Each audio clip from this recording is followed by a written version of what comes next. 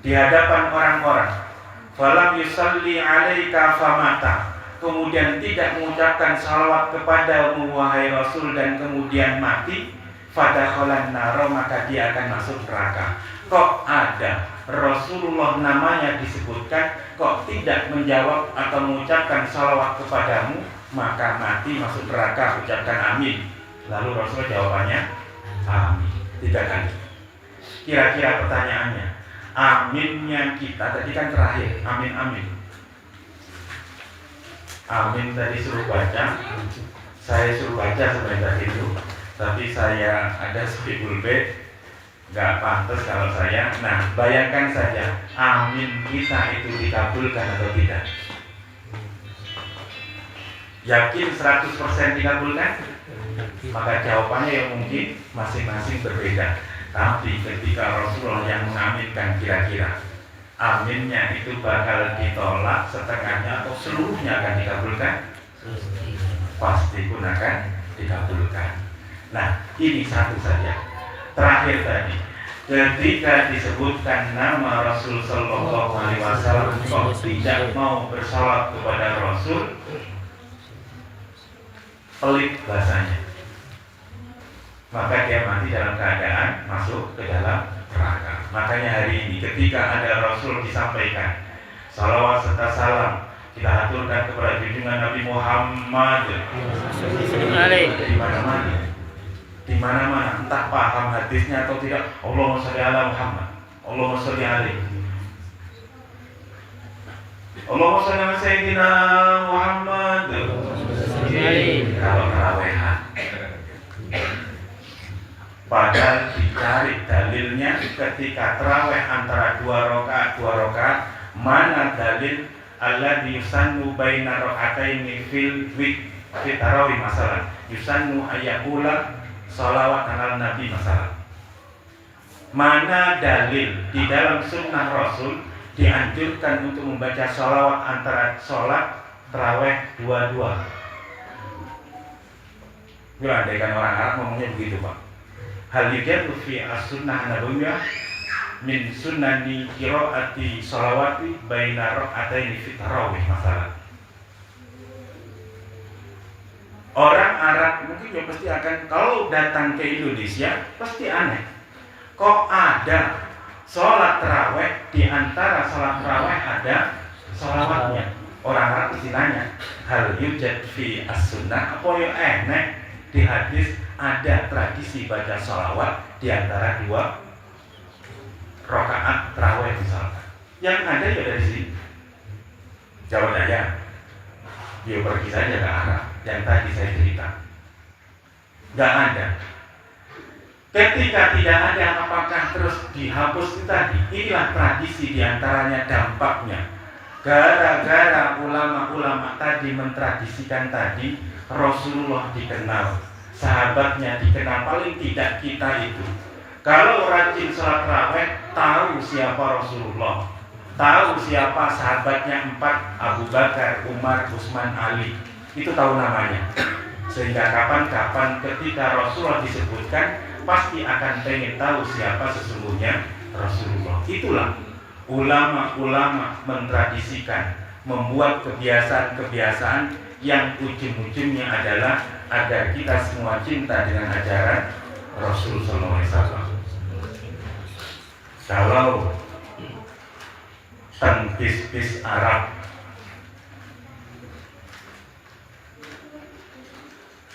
yang saya ingat adalah orang Arab itu ketika bis itu diantaranya kebanyakan orang Arab itu Pak Yai Osa, diantaranya adalah ketika bergelantungan di bis, di sini ada Al-Quran di sakunya. Kemudian kalau ibu-ibu itu ada Al-Quran di tasnya. Ketika duduk sambil menuju tempat tujuannya, buka Al-Quran. Yang saya tahu Arabnya di Mesir, ya. Tradisi itu umum. Kalau kemudian sambil gelantungan, daripada nganggur, sholawatan atau membaca Al-Quran.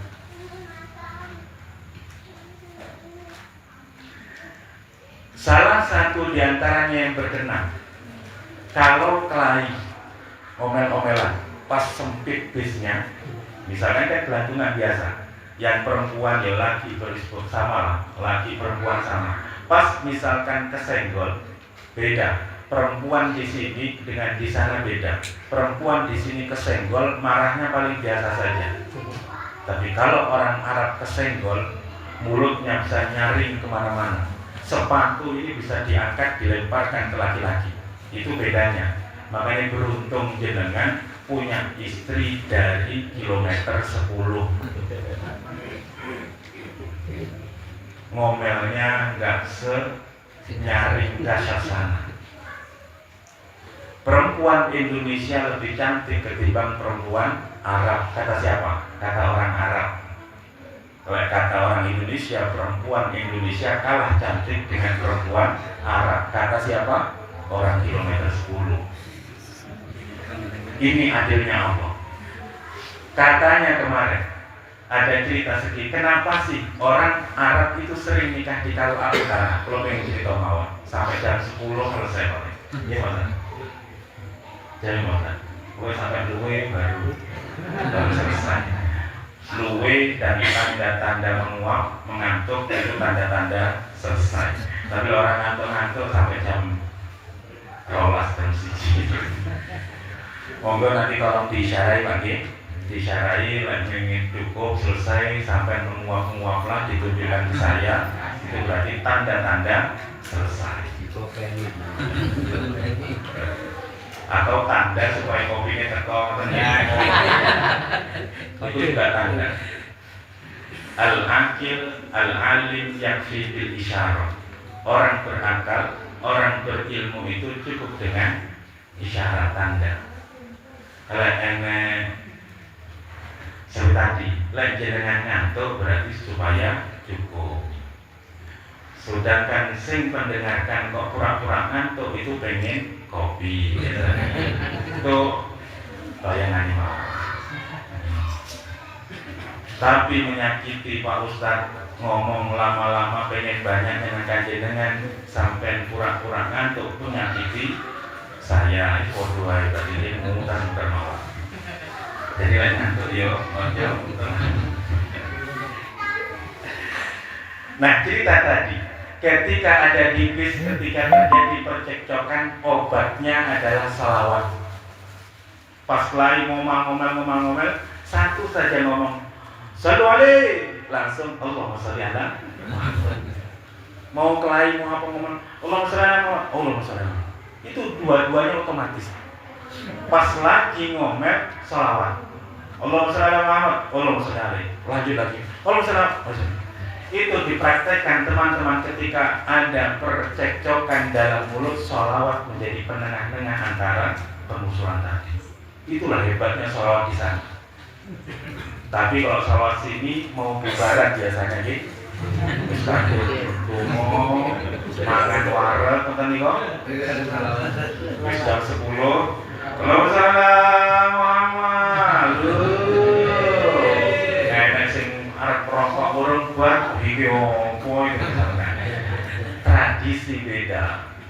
Itulah tradisi, paling tidak ada kalimat-kalimat yang sesungguhnya bukan peruntukannya tapi digunakan sesuai kondisi di sini. Saya khawatir mawon anak-anak andai kan tidak tahu siapa sosok Rasulullah, berarti tiba-tiba dengar oh sholawat itu tanda untuk bubaran. Ya kan lucu jadinya. Oh tanda bubaran itu sholawat. Nah inilah tadi Indonesia sedemikian hebatnya, tapi ya paling tidak orang Arab yang guyu paling tidak. Saking cintanya orang-orang Indonesia, digunakanlah kalimat-kalimat sholawat dalam berbagai kondisi. Mau rokaat raweh ya sholawat, apalagi mau bubaran makanan ya sholawat, berdiri tadi ya sholawatan, bahkan nikahan pun sholawatan, semuanya sholawatan. Mau apa lagi? Ada pengantin masuk sholawatan semua coba. Bid'ah, nggak ada ajaran Rasul, masuk neraka semuanya. Kan tidak mungkin toh. Orang yang cinta dengan ajaran Rasul, tidak mungkin beliau fa'in. Ada sebuah cerita, saya teringat gara-gara cinta. Ada Rasul Shallallahu Alaihi Wasallam punya khadim, pelayan. Kalau saya nggak punya khadim sih bosan. Orang 12 pegawainya cuma pegawainya cuma satu, keliling mana-mana, disiksa oleh pengantin ini diantaranya. Rasulullah punya khadim. Sahabat itu ngerti Rasulullah adalah sosok yang mulia. Banyak cerita-cerita di Mafahim Yajibu Antusahha, karya Abu Yasaid Maliki. Itu setiap hari Senin ada di Masjid Darussalam.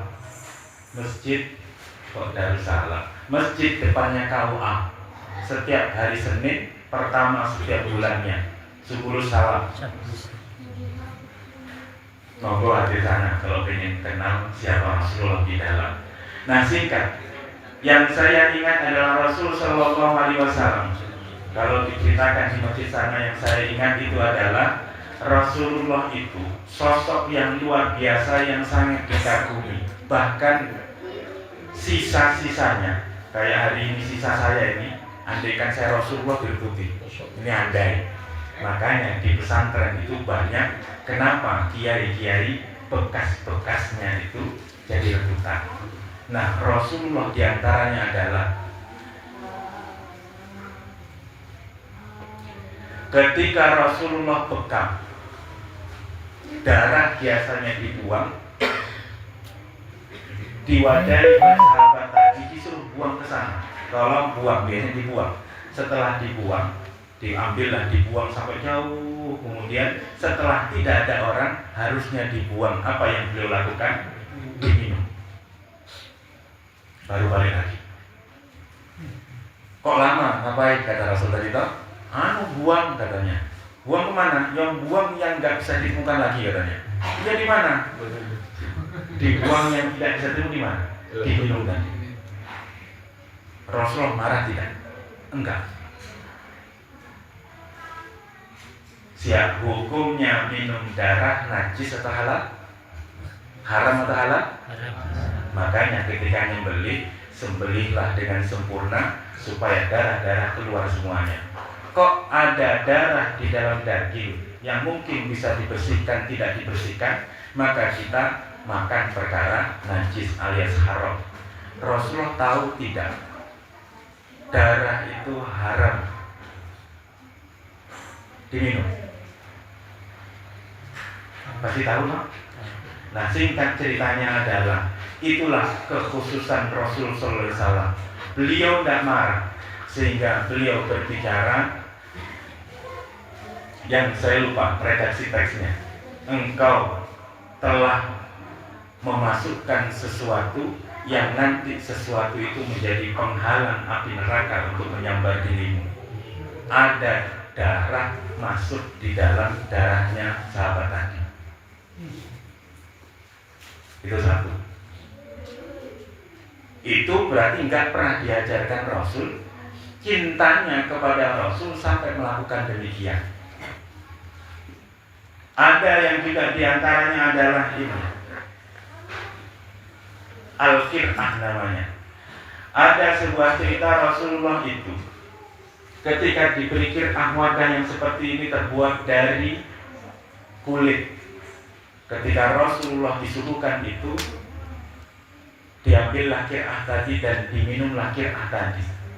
Setelah selesai dibekas diminum Rasulullah SAW, ada sosok perempuan tadi nggak dipakai kemana-mana. Qir'ahnya tadi dipotong yang atasnya, yang ini Pak, dipotong atasnya. Ini andaikan tutupnya sendiri Pak. Ini yang pernah dicucuk Rasul, yang ini dipotong, yang ini digunakan, yang ini disimpan. Segala sesuatu yang pernah bersentuhan dengan Rasulullah akan menjadi mulia. Kita akan diingatkan, perbanyaklah sujud, karena sesungguhnya tempat sujud itu nanti akan menjadi saksi bagi orang yang pernah sholat. Itu tempat sujud. Makanya sering-seringlah sholat. Tempat sholat itu nanti akan menjadi tempat saksi kita. Dulu saya pernah dijadikan tempat sujud dulu. Nah inilah sama paling tidak orang-orang dulu melihat Rasul seperti itu hebatnya. Yang mungkin dalam benak mereka terlarang, tapi kecintaannya menghilangkan itu semua. Yang saya sampaikan tadi, khotib tadi, cerita khotib, saya teringat ke cerita yang lain sesungguhnya. Khotib tadi adalah orang yang cinta dengan Rasul. Apapun yang dikatakan Rasul siap. Sami'na wa ta'na. Saking pengennya dekat dengan Rasul, beliau itu sahabat tadi, khotib tadi, membawakan air untuk tempat wudhunya Rasul SAW. Kalau tentukan bukan ente. Pak Imam Nur Hadi misalnya pergi ke masjid, tiba-tiba kerannya dibukakan. Itu bayangkan saja, berarti ketika Rasulullah Pak Imam misalkan semua wudhunya diperlukan, difasilitasi oleh orang, maka pahalanya Pak Ustadz tadi pun akan ngalir kepada orang yang mempersiapkan air wudhu tadi. Nah sahabat sampai seperti itu, ngecurkan air untuk baginda Rasul. Saking seringnya ngecurkan, lalu Rasulullah ngomong kepada si sahabat tadi, khotib tadi, kamu itu pengen apa sesungguhnya sih? Kok terlalu baik sama aku? Salni, mintalah. Jawaban beliau adalah, wahai Rasul, izinkan aku untuk bersamamu di surga. Cuma ngecurkan saja minta seperti itu. Rasulullah ngomong segitu atau tahu, minta doa yang lain. Lalu beliau, izinkan aku ma'aka fil jannah. Minta yang lain, izinkan aku bersamamu di surga 3 kali. Gak mau ganti. Lalu jawab Rasul, wahai sahabat, bantulah aku, perbanyaklah sujudmu agar engkau bisa bersamaku nanti di surga. Perbanyaklah sujudmu, bantu aku agar engkau bisa bersamaku dengan memperbanyak sujudmu kepada Allah SWT. Nah itu Bapak Ibu, cerita muqaddimah dari sekian cerita-cerita bagaimana sosok mulia baginda Rasul sallallahu alaihi wasallam. Kalau wau dibeli orangnya asli, pengen buka nih kita mau. Belum buka nih belum nih. Saya sudah mulai ngantuk kayaknya. Kopinya belum ada.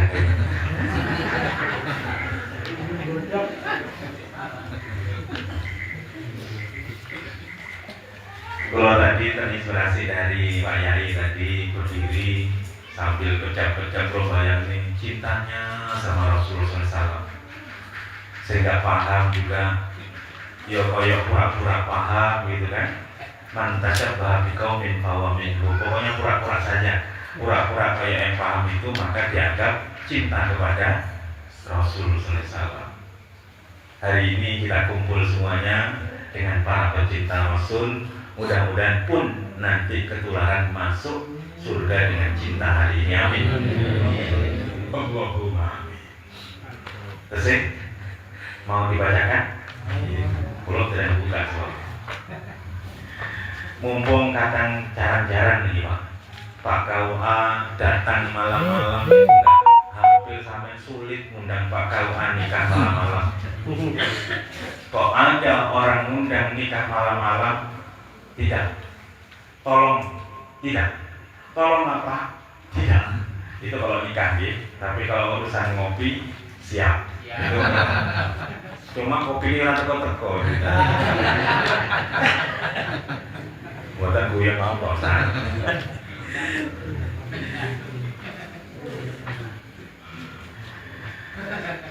Para kiai, para asatidz untuk tabarukan menambah